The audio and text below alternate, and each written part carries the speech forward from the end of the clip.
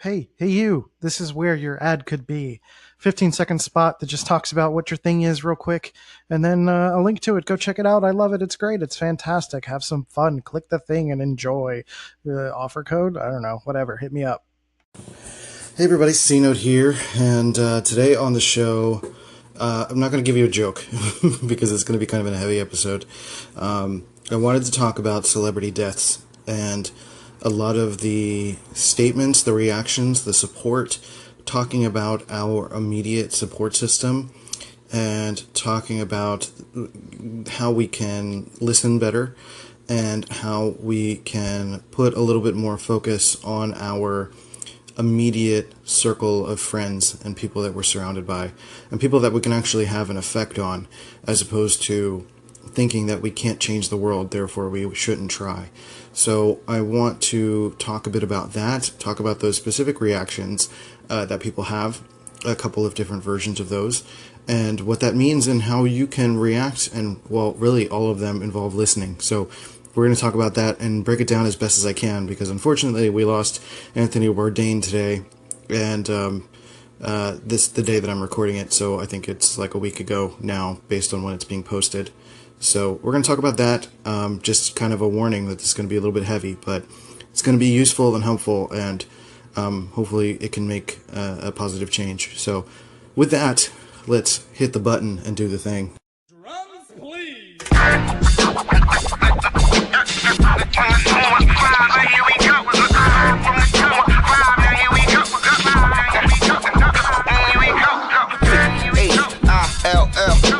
North, west, south, west, south side, right, yeah, now here it is.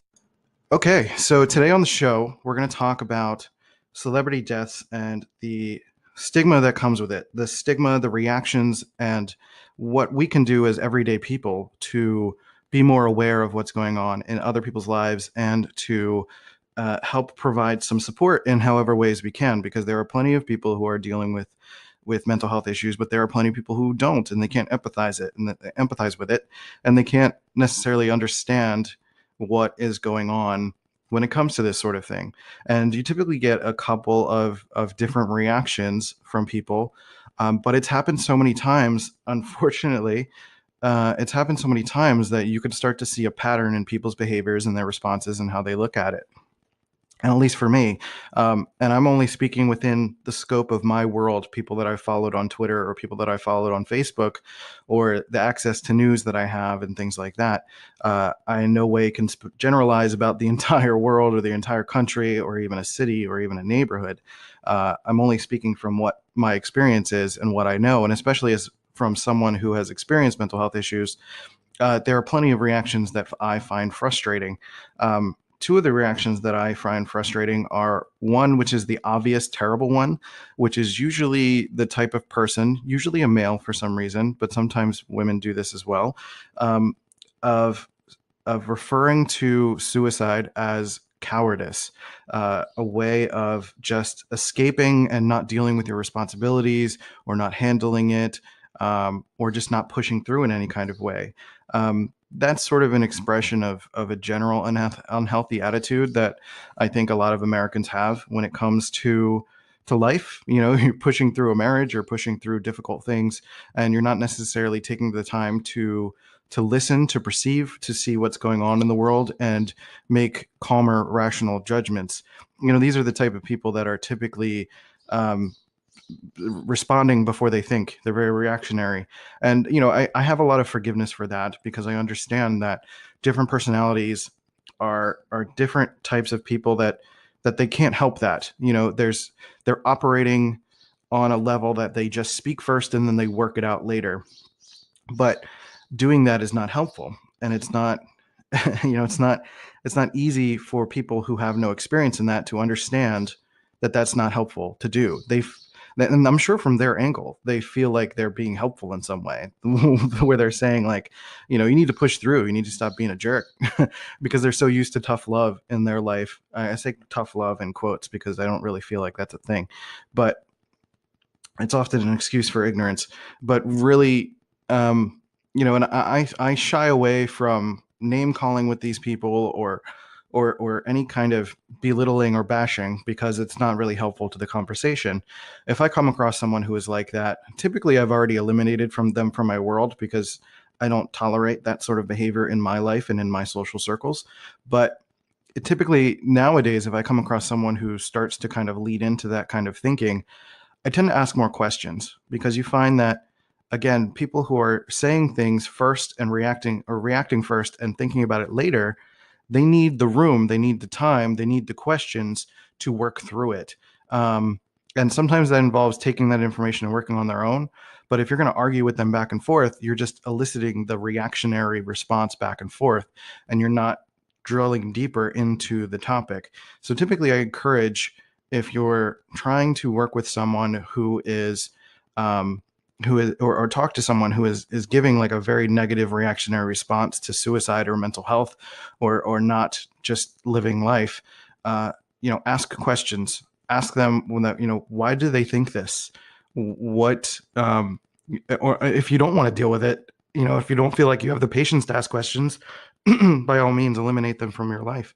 But sometimes we can't. Sometimes it's family. Sometimes it's people that are very close to us, and we can ask questions to kind of drill down deeper. So ask a little bit about where that comes from, why they think that is, and just kind of continue to ask questions. If it becomes, something where you don't feel like you have helpful, supportive questions, or you're able to listen to what they're saying and understand where they're coming from, to provide the support that you would like to have, then, take the time to do that for them. And that way they'll be able to reciprocate and give you a little bit more insight into where your thinking is as well, or to where their thinking is. Another reaction that I see all too common is oh my God, this is terrible. Here's a phone number, please call if you're having trouble. And I understand the intent there. I understand that it's a very good-natured intent, that the idea is that you want to be able to share with people this feeling of empathy. Like, I understand that this is tough. This is very sad that this person decided to end their life. And this is very sad that they don't want to continue. But I almost feel like the single statement of saying that this is not helpful, or rather the single statement of saying like that, I'm a little jumbled, so I apologize. that the single statement of, this is sad, this keeps happening, oh my God, just kind of like a crying reaction mixed with, here's the phone number, please ask for help, is almost relinquishing responsibility. It's relinquishing responsibility as a human being to connect with the people around you and provide support. And that's the way I see it, because I inherently feel that everyone is selfish in their own way, but not in a bad way. And I'm trying to change the tone around the word selfish, but everyone is thinking about themselves, whether it's consciously or subconsciously. And I think when someone deals with something so heavy as suicide, especially with a celebrity death where everyone feels a bit of the heaviness of it, I think one of our first reactions is to relinquish ourselves of that pain. Because we're not feeling the immediate depth and empathy that comes with being an immediate family member of that person, but we are feeling this kind of helpless, like, oh my God, this person's done and I don't know what to do with it. And, some people start to go into this spiral of like, what if I did that? Or what if my family member did that? Or what if this, that? So they start to panic and they freak out, and you go through, it's a very quick process, but I feel like a lot of people go through this process very quickly, and they'll use that statement on Twitter or Facebook and then the phone number as a way to relinquish that responsibility, to say like, this is the best that I can do, which is fine. And I totally understand that we're not educated in that sense to like understand how we can be more supportive. But I honestly feel like that is a relinquishing of responsibility and not necessarily helpful in the way that I wish people would want to be. And another reaction that I'm starting to see, which is great and helpful, is people asking more questions. People who do not experience mental health issues are asking questions about, what can I do to help? How can I be here for you? How can I understand a little bit more about what's going on? I feel like that falls in line with a little bit more of a healthy reaction. And then I had a fourth reaction, but I kind of forget. So if I think about it, I'll come back. The next thing I wanted to move on to was talking about the general stigma around mental health, because around these times when you're dealing with an intensive suicide situation, people are exposed to they expose their own stigmas when it comes to mental health, and they often reveal how little they know about mental health. And it's sad from a systemic cultural perspective. I think it's really sad that we don't think about mental health daily. And I don't mean mental health as in mental illness. I mean mental health as in like self-care and care of our family and friends, and providing affirmations for each other and being helpful and supportive in that sense, which I'm going to talk about in more detail shortly. But the stigma comes out in droves, especially with that first response that I was talking about, where somebody will reveal that they have this underlying belief that suicide is giving up and makes you weak. That starts to come out in droves, and people kind of reveal their ignorant behaviors or their ignorant perspectives because they haven't taken the time to educate themselves on the topic. They haven't experienced it themselves, or they don't have exposure to it in their immediate range. It's kind of, I hate to compare it to racism, but it's kind of the same in terms of of of of not having exposure to certain types of people. Therefore, you make loose assumptions about that type of person or that type of behavior. So mental health has its own stigma because we connect the idea of mental health we first of all link to the idea of mental health to mental illness, because mental health is wider than just mental illness. But then we think about mental illness, and mental illness is often associated with like school shootings or violence or very extreme behavior, when there is so many subtle things going on when it comes to depression, when it comes to mania, when it comes to all sorts of different kinds of mental illnesses. And one of the biggest kind of stigmas and misunderstandings is that depression equals sadness. Depression does not equal sadness. Depression isn't about being sad about your life. And, people who just get sad, and I don't want to disqualify your feelings, but people often get into a understandable sadness about losing a job or losing something. And it's different from depression. Sadness is like this deep missing core of, or rather depression is a deep missing core of your being. You start to feel like this intense heaviness and sense of missing something, missing a chunk of who you are. It's like an organ missing and you don't know where it went.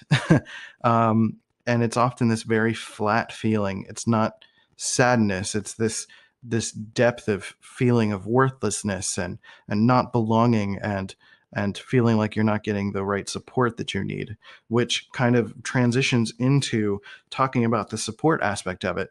And the support aspect of it is something that I want to bring to light the most.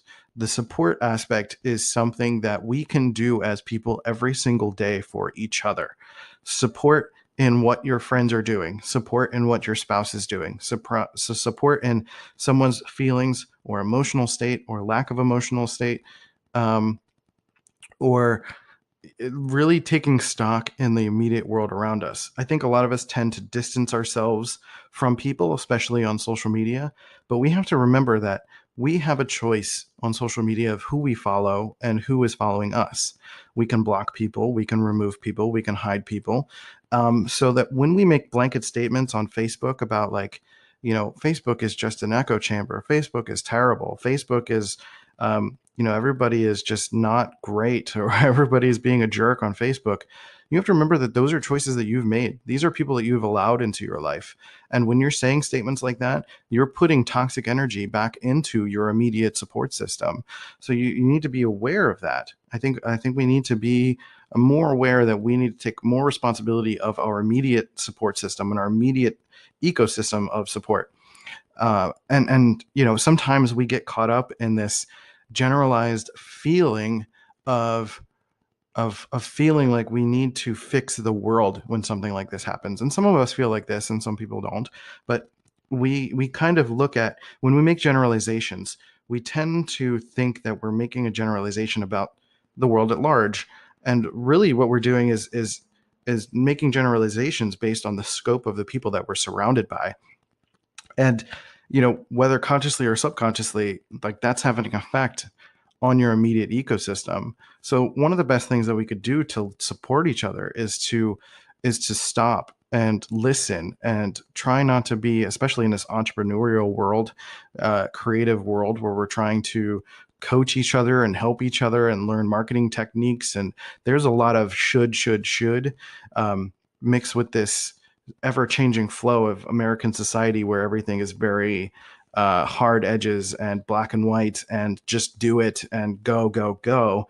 We need to, I think many of us need to learn a little bit better how we can stop and support each other and be there for each other and ask questions and listen, truly listen, and hear each other out. Listen to where someone is coming from, even if it's an idea that you don't believe in or you don't agree with. And if you're not willing to listen, then you need to find a way to work through that on your own. If you're not willing to listen, that means there's something going on with you, and you need to take personal responsibility. So just as much as we can be selfish in the way that we want to avoid these heavy issues, or avoid talking about mental health, or avoid everything that's not rainbows and ponies, we need to learn a little bit more about each other. We need to learn a little bit more patience, so that we can help each other through those heavy things, so that people who are dealing with the heavy things on their own on everyday basis are not dealing with it on their own. Like, I think about this stuff every single day. This is every day of my life, whether I have a choice or not. I really, really don't. This is my brain. My brain doesn't stop for this. I know you have the luxury and the privilege of being able to say, no, I don't want to deal with this stuff. But it's the same way that people can ignore the news because it doesn't affect them. It's the same thing. And that's selfish in the bad way. I think we need to be a little bit more open, especially to our immediate ecosystem. And I'm not saying open yourself up to the world. I'm not saying go ask Frank at the coffee shop about his opinion on mental health. I'm saying ask your immediate friends and family. If somebody around you were in your support system within Facebook or Twitter or anyone that you're following and connecting with, stop for a second and do something more than just hitting the like button. Give a little bit more support in terms of listening to what they are, or what they're doing, who they are, asking questions, giving them a little bit of affirmation, saying, hey, what you did today is fantastic. I noticed you. I saw what you're doing. I noticed you did a great live video today. Your post was funny. This is a really great reaction. And try to think of ways to give more positive words, as opposed to just likes and shares. You know what I mean?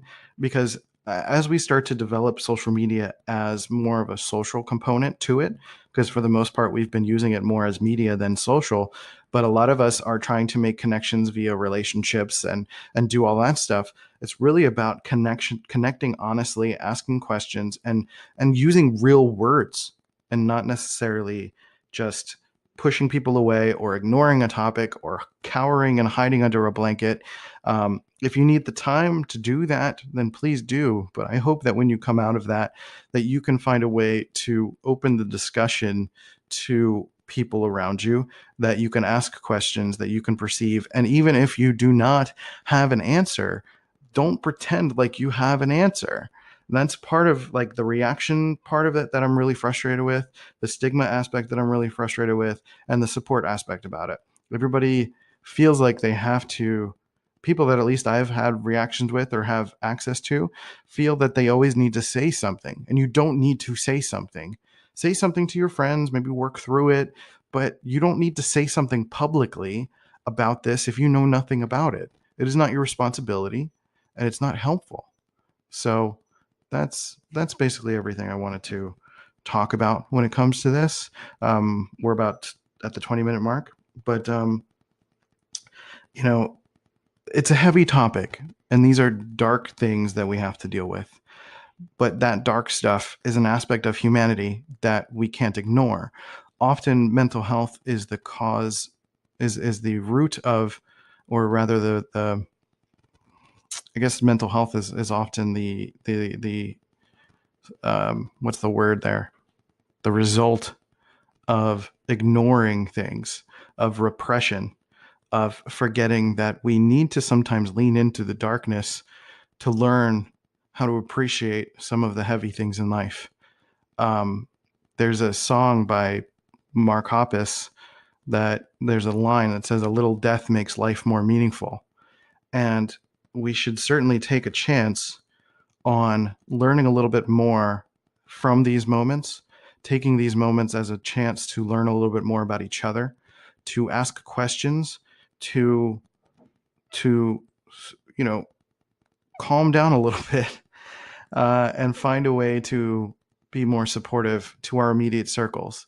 And I think we again, to reiterate what I've been talking about, to not focus so much on the world at large, to not focus on, the president's reaction to something, or Kanye's reaction to something, or CNN's reaction to something, or Fox News, or whatever the case may be, because you don't have an effect on that.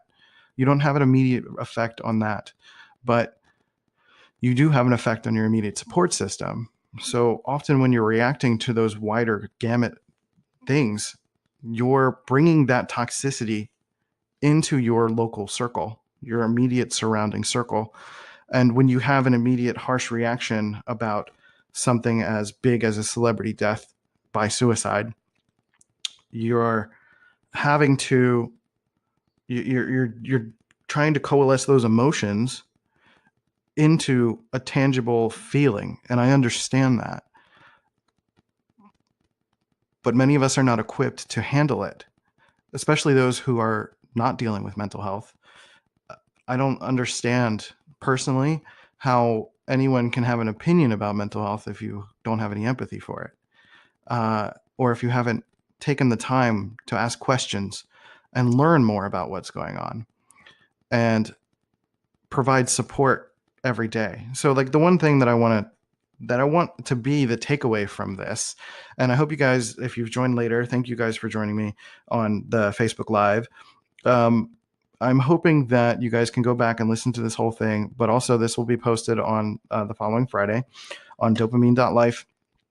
The one major takeaway is that to not take your effect on the people around you for granted, to not take your support system for granted, to not belittle people accidentally because you think it's funny or it's a joke.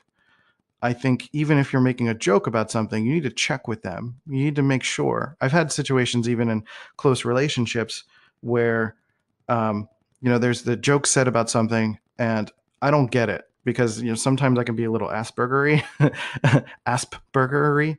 And I don't understand sometimes jokes that are a little bit too literal. So I have to clarify and I ask, like, I'm not sure what he meant by that. And so I think it's easy for us to take it for granted how we can, we assume that someone knows what we're talking about or knows our perspective. And really, I just want us to realize that we can take immediate action on our support system by asking questions, by giving positive affirmations for each other, saying and noticing people, and, going beyond just likes and shares, but commenting and, sending messages or calling in or calling someone and letting someone know that you mean something to them, because that is who you can affect. And that's everyone you have reach to. With everyone that's within your reach on Facebook or Twitter or wherever it is that you're on, because you have control of that. You have control of the people that you connect to. You have control of the people that are connecting to you. You made these decisions. So it's your job as a human being to be supportive of them and to continue to nurture them. And if you're not, why are they in your life? Pretty simple comment there. So I'm going to move on because I've got things to do. But this is how I deal with heaviness. I kind of talk about it publicly, which is why I have this podcast. And my phone's about to die for those of you listening on the Facebook Live. So if I just disappear, sorry about that. But I'm going to wrap this up anyway. So let me know if you guys have any questions. If you're listening on Anchor, please leave a call in or hit me up at Ravel My Design on all my social channels. And I'm happy to talk about this question. If you're dealing with a heavy reaction to this and you don't know what to do with it, you don't know how to respond, or you feel compelled to respond, you don't know what to say, or you feel like you're not sure if someone close to you is dealing with something, you don't even know how to approach it, I am available and I am reachable and I am accessible and we can talk about this. I'm not a mental health professional, but I've dealt with this from so many angles. And this is a very, very important topic to me that I think about every single day. So I want to help you in every chance that I get. And also a quick reminder that the podcast course for that I have is up and available at cnote.thinkific.com. It's everything from conception to execution about creating a podcast. And you can think about the topics that you want to talk about. We talk about naming your podcast, your why, your goals, your mission, getting sponsors, getting guests, all of that stuff. So with that, cnote.thinkific.com. I hope you guys have a good one. Take care of yourselves and each other. Hey, you beautiful human. Thanks for listening to DOPEamine. I really appreciate it. If you thought this was a dope show, then you should wait until next week. But also, while you wait, you should go to iTunes and Stitcher and leave a positive review. Positive reviews help me to fill up my dopamine tank. Otherwise, you could send your friends to dopamine.life to listen to the show, or HiMyNameIsChristian.com to get the latest updates. I'll catch you later. Baby, I'm a fiend, oh, you know you got me going off your dopamine. All I need is for you to put me on to the recipe, yeah. Ooh, purple flowers, candy showers in the air. You dance for hours as I watch from overhead. It's a my thing, you got me going off your dopamine, yeah. It's a my thing, you got me going off your dopamine.